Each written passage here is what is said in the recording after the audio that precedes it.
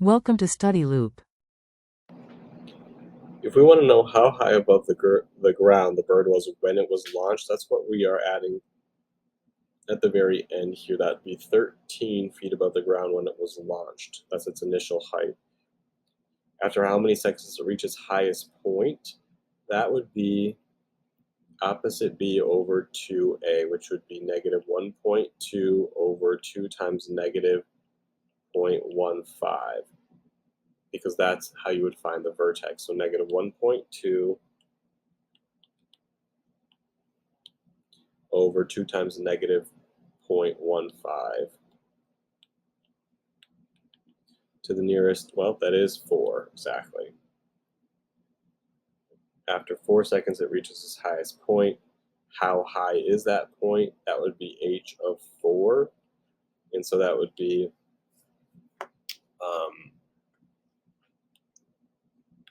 negative 0.15 times 4 squared plus 1.2 times 4 plus 13.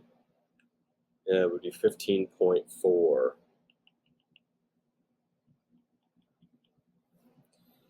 After how many seconds does it hit the ground?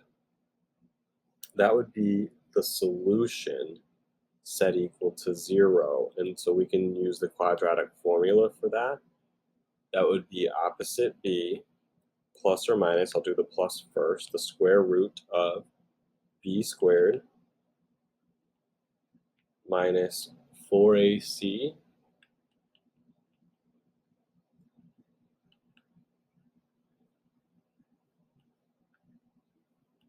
all over 2a.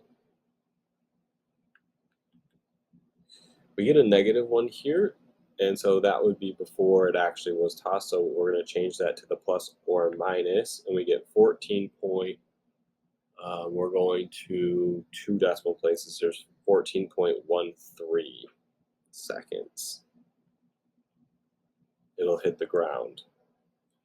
If it's traveling at 12 feet per second, then it's going to take 14.13 seconds to get to the ground.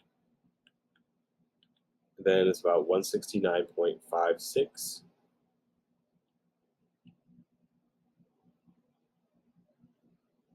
feet.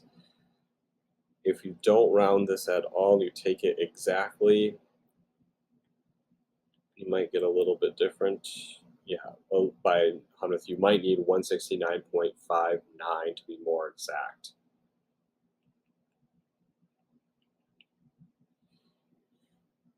The practical domain for this function would be from 0 included to, we'll go to the use integers, maybe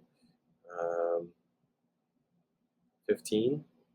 It'll hit the ground after 14 seconds. We don't really, need to include that, but we want to see the over 14 seconds. The range from 0 when it hits the ground to it gets the highest point at 15.4, so maybe going to 16.